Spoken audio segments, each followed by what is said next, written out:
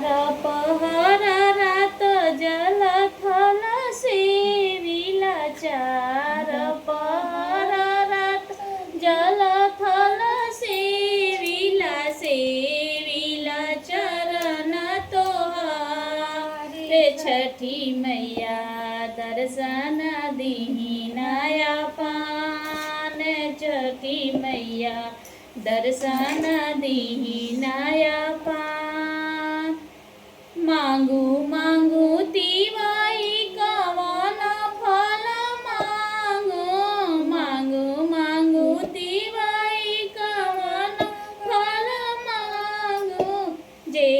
तोरा हृदय समांगे छठी मैया दर्शन दीनाया पान छठी मैया भेटली ना हमारे छठी मैया भेटली ना हमार ससुर में मांगिला धन लक्ष्मी नैहर में मांगिला भाई रे भतीजा नैहर में मांगिला भाई रे भतीजा ससुर में भरल परिवार छठी मैया दर्शन दीनाया पान छठी मैया भेटली ना हमारे छठी मैया भेटली ना हमार घोड़ावा चढ़ना के बेटा मांगिला करावा चढ़ना के बेटा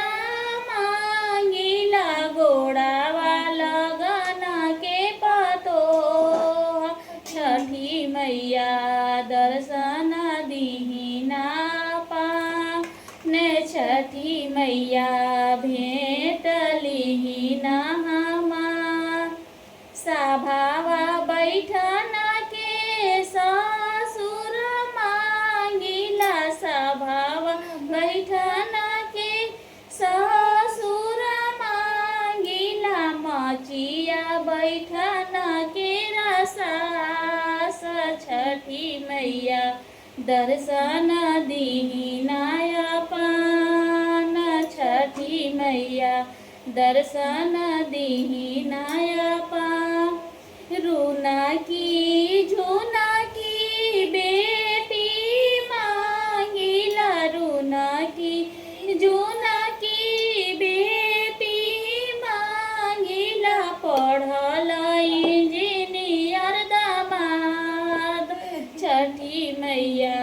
दर्शन दीनाया पान छठी मैया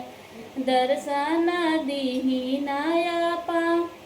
अपना के मांगिला अवध सिंधोरा अपना के मांगिला अवध सिंधोरा जनम जनम हवात छठी मैया दर्शन दीनाया पान छठी मैया दर्शन दीनाया पान सबके लिए आशीष मांग ली।